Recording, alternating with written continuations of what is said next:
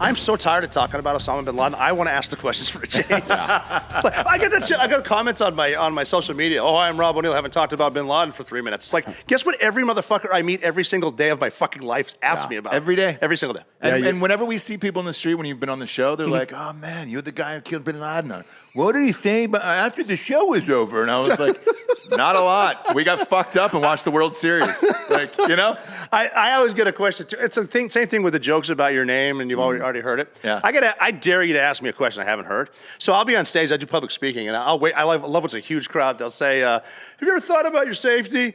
And I want to be like, no, I was a Navy SEAL for 17 years. I've never thought of, but I'll say, well, you know, I'm kind of a point target. Like, you got to find me, as opposed to, like, if they're not going to wait outside a building in New York when they could walk to Times Square. Yeah. And I go, so they're going to kill me in a horrific suicide bombing attack. They're going to wait until I'm in a room full of Americans. Yeah. Yeah. And you can see them go, like, so not any more worried than you should, like, right now. This room? Yeah.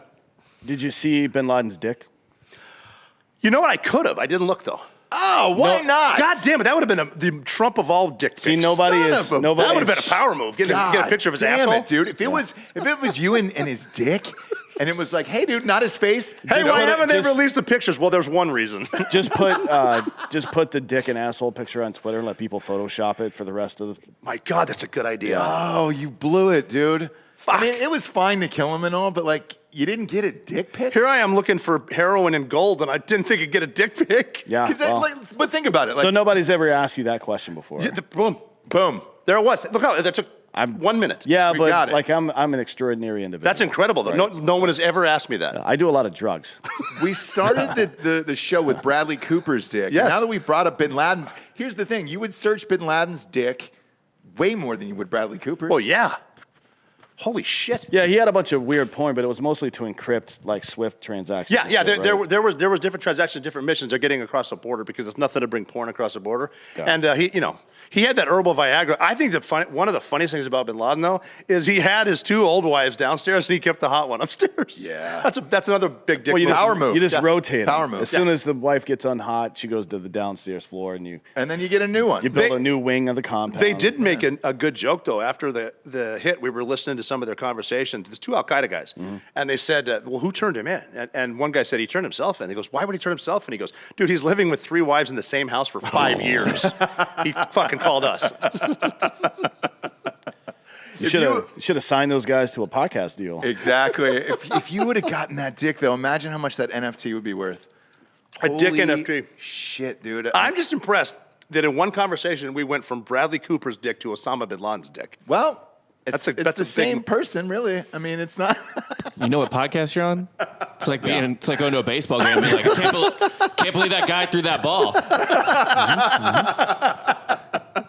I mean, compared to the size of his body, it's probably pretty big, right? Well, I don't know. he was a tall man. So, But see, we would have had a good joke though. Did you see his dick? Yeah. How was it? I don't know. Kind of smelled like Bergdahl. oh God, I like that. dude. If you would have had that, that would have been the greatest thing of all time. Yeah. I was on the base when Bergdahl walked off. No shit. Yeah, and it was over in Afghanistan, obviously, and like we would work at night, so we're sleep all day. You kind of get up before the sun goes down. You go into the talk and you get some briefs and whatever. And they said, yeah, they found this. This guy walked off base. I'm like, what the fuck? He walked off base. Said, yeah, these locals grabbed him. They called the Taliban and said, hey, we found this guy, this American. Do you want him? They said, what do you mean you found him? They said, we found him on the side of the road taking a shit. And they said, yeah, we want him. He'll never shit right again. That's just disturbing, right? Just like, we got to get this guy. Fuck. Yeah. Well, do you think before he walked off the base that, like a child, did he pack his favorite DVD and his teddy bear and a little backpack? They said he packed some weird shit. Like he had like shoulder pads and a knife or some shit. Some weird, like some of that spiky shit. Yeah. I don't know. That's what I heard. I never. What's your genuine thought on him? Because everybody's got one. He's just stupid. I think he's just stupid. Yeah. And he kind of like misinformed, like, well, if I'm not at war with them, they're not at war with me. They'll just be good to me, type shit. And it's like, no, they hate you. Yeah. They're gonna Yeah. fuck you up. And like, even when afterward, they're like, well, should he go to prison? I'm like, he's been getting used as a fuck doll for years. I think he needs therapy. More than that. I wouldn't want to live anymore. I don't think. I don't know how he does, man. I'm pretty sure I met him before he joined the army. I think he was working in Mississippi at a range as like a range boy. I think I met him. Really? I remember talking to a kid that said he was from Idaho, and someone said he worked there. Yeah. No shit. I think. I could be full of shit. How many years did he spend over there? Almost been 5 years. I was going to say, right? Yeah. It was right around 5? I mean, that story's got to be I mean, I don't know. Again, how do you live with yourself? I don't know what he went through. I mean, again, he's been punished for walking off base. He knows he did a no-no.